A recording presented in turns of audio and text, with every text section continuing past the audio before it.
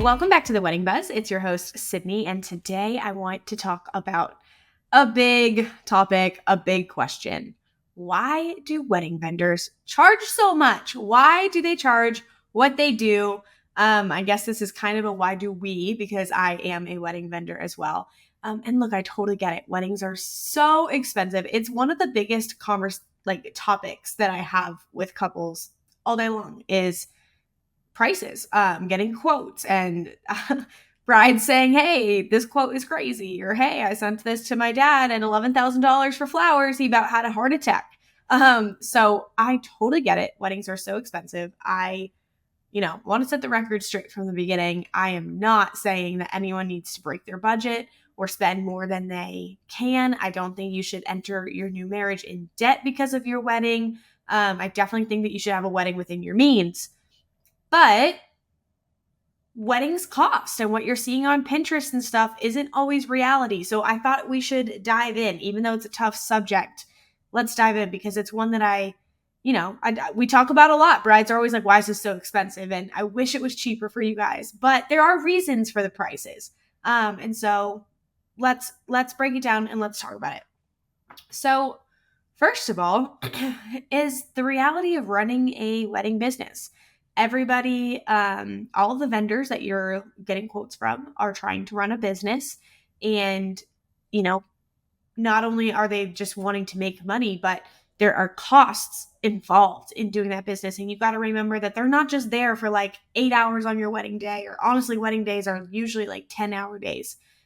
It's more than just those 10 hours. There's equipment that they need to buy. There's insurance and licensing and legal fees, advertising, marketing, and maintaining a website. They have to pay their staff and their assistants. And then there's training and continued education. So there's a lot more that goes into having a wedding business than people necessarily think. And I have had multiple times I've been asked, like, is this my only job? Is this my full-time job? Do I do weddings, or do I have another job? And this is my full-time job. And for most of the vendors that, I work with, it is their full-time job as well. And so they need to charge enough to be able to afford for this to be their full-time job and afford the cost of doing business and maintaining, like I was saying, their insurance, their licensing, their legal fees, their website, marketing, all of that stuff. So, if you want your wedding vendors to be really specialized in their craft and for this to be their only job that they're really focusing on, they need to be able to afford to do that. And so, a big reason why their prices are what they are is just because of the cost of doing business. So believe me, I think all of us vendors wish it was less to run these businesses than it is, but unfortunately it costs and we need to charge enough where we're profiting. The next thing I want to remind you guys is the time spent behind the scenes. So not only are there a lot of costs behind the scenes that you might not see or you might not think of, but vendors put a lot of time into your big day outside of the time that you see A, on the wedding day, and B, even outside of meetings. So there's planning meetings, there's emails, there's site visits, there's time spent on like design, then the actual wedding day, the setup, the breakdown. Photographers and videographers spend so many hours and hours afterwards editing photos and videos and putting all of that together. Things take a lot of time, and unfortunately, time is money. And so vendors have to charge for all this. I know for a fact that a lot of my clients don't see the number of emails and communication and time spent back and forth with their other vendors, that they're not even included on the email, so they don't even see the back and forth. But there are numerous emails back and forth and time spent, and again, time is money. So there's a lot more work that goes into it than people, I think, realize. I have a lot of brides at the end being like, oh my gosh, I didn't realize how much time was going to go into this, or how much planning really was needed, they realize later. So the other thing is, unlike corporate events, weddings are tailored to the couple. And I know people say oh, there's this wedding tax. And it's not really a look. Are some vendors maybe slimy and going to add more because it's a wedding and blah, blah, blah? Maybe. I can say that for the vendors that I know, and, most of the people that I work with are not just doubling the price because it's a wedding and they want to screw you. But there really is a lot more customization and work that goes into someone's wedding day than a typical corporate event. Um, there's a lot more meaning behind the day. There's a lot more details that like the bride and groom might want, making it specific to them, than a typical like corporate event that's standard across the board, and not so much of like one of a kind decor and specialty rentals, etc. So I hope that no one is actually just doubling the price because it's a wedding, but I can tell you that planning a wedding is a lot more work and a lot more stressful and detailed than planning a birthday party or an anniversary party. People have lots of birthdays. I mean, every event that we do has to be treated, with a lot of care. But I can tell you the stress levels all around are less for birthday parties, anniversary parties, than someone's wedding day.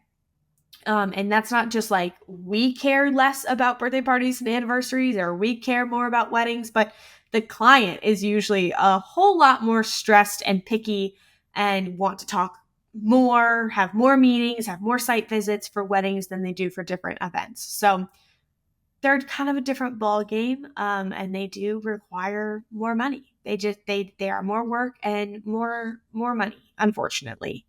Um, the other thing, I kind of touched on it before, is that wedding vendors usually work weekends, and sometimes only a few out of the month. We might have, one wedding a week or one wedding every other week, depending on the peak seasons. And peak season will have more. In slower seasons, we might only have one wedding a month, or we might skip a month. And so if we have 20 to 30 weddings a year, this is the entire income for this vendor for the whole year. And so, like I was saying earlier, is I've been asked multiple times, like, hey, is this your side gig or is this like your full-time thing? And I'm like, it's my full-time thing. But in order for it to be our full-time thing and our full focus, we need to make enough money from it to support us all year round. And so remember that if you want that quality and that attention, and you want us to be really focused on our craft, we need to be able to support ourselves. And having, it's just impossible to have a wedding every single day of the year, 365 days a year. That's just like not going to happen, nor do you want it to happen. We would not be able to focus on you as well.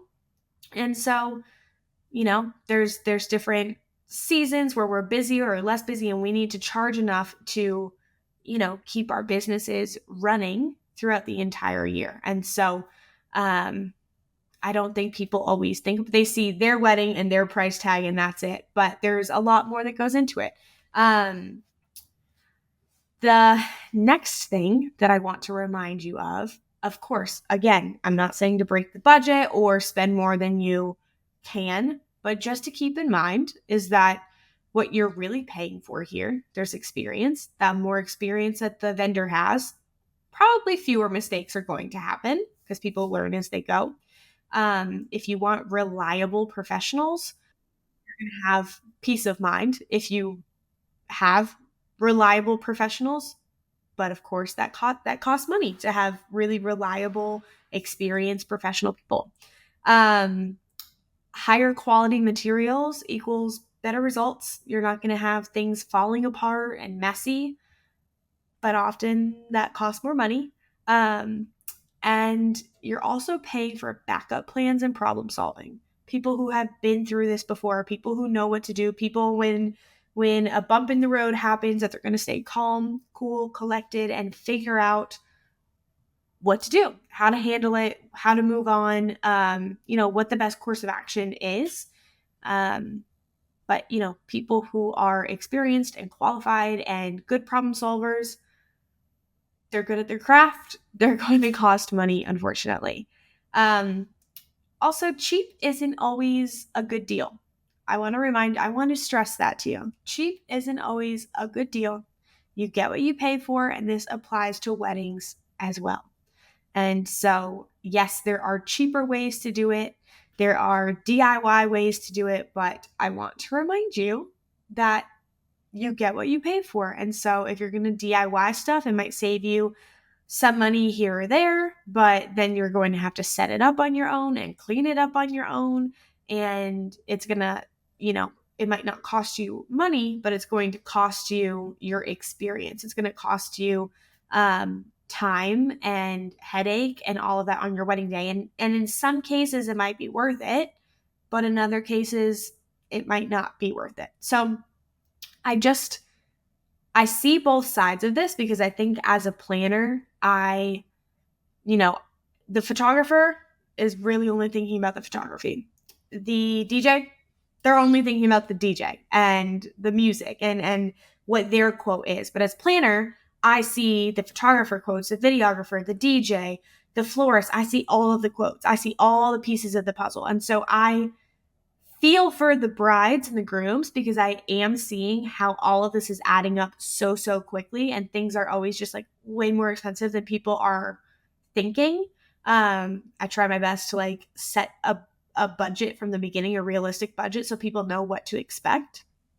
And I do feel bad that it's so expensive to have, a grand wedding. You look at Pinterest and it's beautiful, but all of that is probably at a zero to whatever you think that costs in the picture at a zero. That's a good rule of thumb.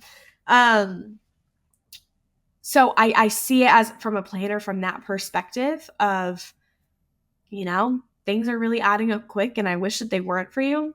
But I also see it from the vendor side of things that,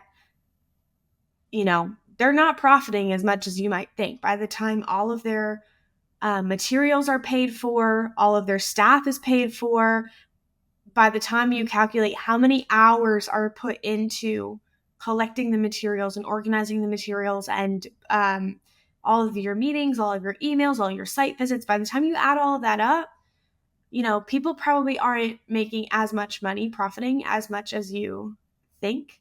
And remember that, if we only do 1 or 2 weddings a month, we have to charge enough to support ourselves and support our businesses and pay our bills, pay our team, and then pay ourselves. And so I see both sides, and I wish that I could make things cheaper, but I can't. But I just wanted to, go through some of the back end and maybe explain why vendors are charging what they are charging. If you think about it, even like the florists, they have to order the flowers, then they have to have refrigeration and storage, and they can't prep things weeks in advance because the flowers will die.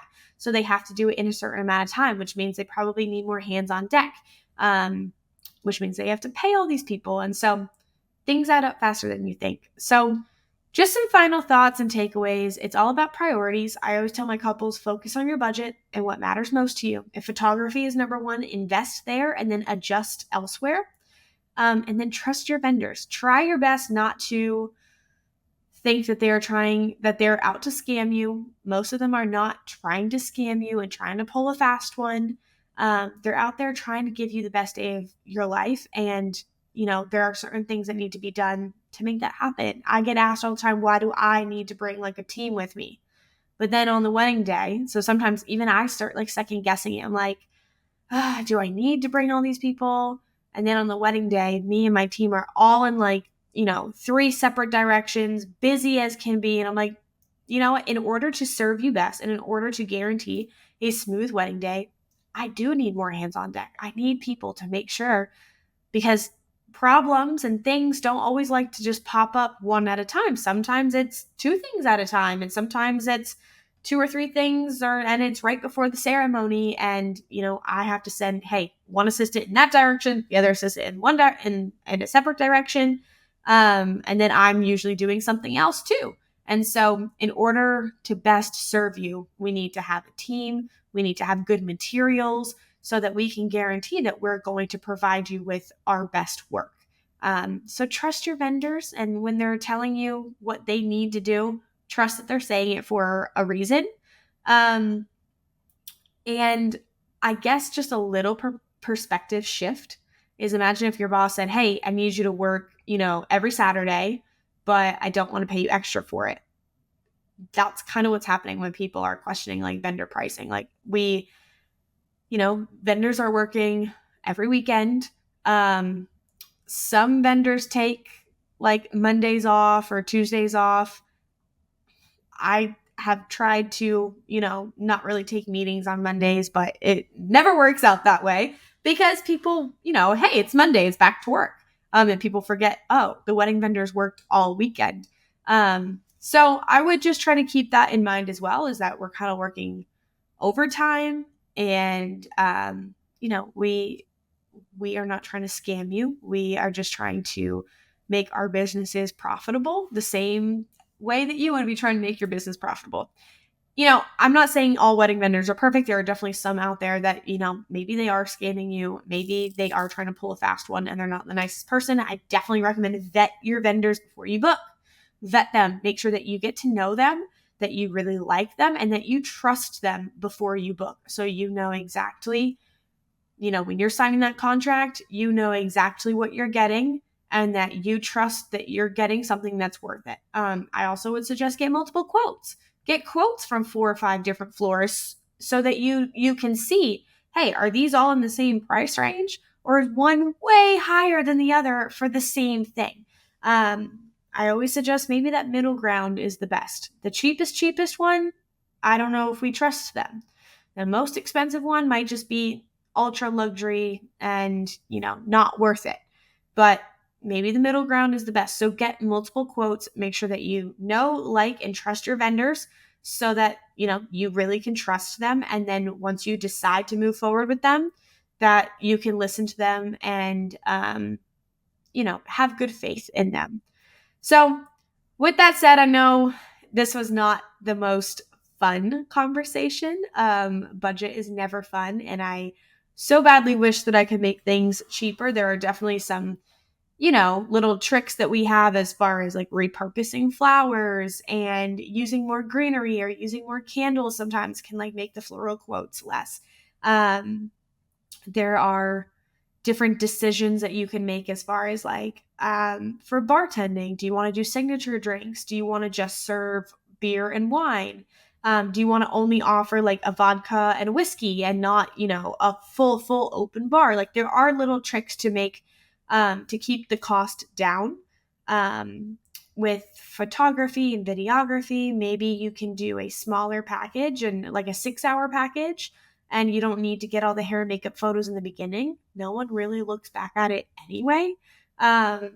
So maybe you could do like a 6-hour package and do some less photos, and they can come a little later and leave a little earlier, but you're okay with that. So there are like ways to lower the cost, and still have quality. I would recommend getting a good quality photographer for 6 hours rather than a total newbie for 10 hours, if that makes any sense. Also, the good quality professional photographer is going to know how to make the best use of those 6 hours rather than a brand new photographer who might be scrambling around for 10 hours. So there are tips and tricks to get the most bang for your buck. I'll say it one last time. I'm not encouraging you to spend more than you have. I'm not telling you to go into debt for your wedding, not at all. But I would encourage you to, shift your perspective a little bit. Try to think about it from a business perspective and realize that, we, like, wedding vendors only have so many weddings per year. And, if you want us to be truly focused on it, then the money that we're getting from, each wedding needs to last us like that for that full week. And think about how much work there is behind the scenes and how much time we spend with like little communication. So lots to think about. Again, I wish I could make weddings cheaper for you, but set a budget and then try to do something within your means. I definitely, if budget is a big thing, I would definitely recommend small guest count. Small guest count, you can get way more bang for your buck. Or have a big old party but make it casual. Do something, some casual catering. But when you go into the DIY route, remember that everything has to be set up and broken down by you and your family. And it's a lot more work than people think. A lot more work than people think. And is that how you want to be spending your wedding weekend? Is that how you want your family spending the wedding weekend? Is, working really hard to make it happen, or do you want them having fun? So maybe a mix of both, but I can tell you what my priority would be everybody having a nice time and not working so hard. But maybe your priorities are different, and that's okay. So anyway, I hope this was helpful. I hope that I helped maybe you see it from our side, from the vendor side, a little bit of why pricing is what it is. Even one last example is my wedding this weekend. The bride's parents were asking me, hey, how many people are on the catering team so I could do tips? And the answer was 12. And they were like, what? And I was like, yeah, well, there's 2 bartenders. There's 5, or there was, I think, 3 servers and 2 food runners. There were 3 chefs in the back that they'd never even saw. They had a driver to drive the truck. I don't know if I counted for everybody, but there's a lot of people that you might not even see go into it. Same with the florist. I guarantee you that they have more people at the shop helping put their arrangements together than they have a driver. They have delivery people. They have people come back at the end of the night for cleanup. There's so much. They have to clean probably the vases or the rental items that go along with it. There's so much more that goes into it than you might think. And so I just encourage you to have an open mind and think about those things. With that said, I wish you guys the very best in your wedding planning. I hope that you're able to find some good deals that don't totally break the bank. Remember, Pinterest is Pinterest, and it doesn't have to be over the top for it to be a beautiful wedding day. Sometimes something simple can be very pretty as well. So with that said, I hope you guys have a great week, and I'll see you next week.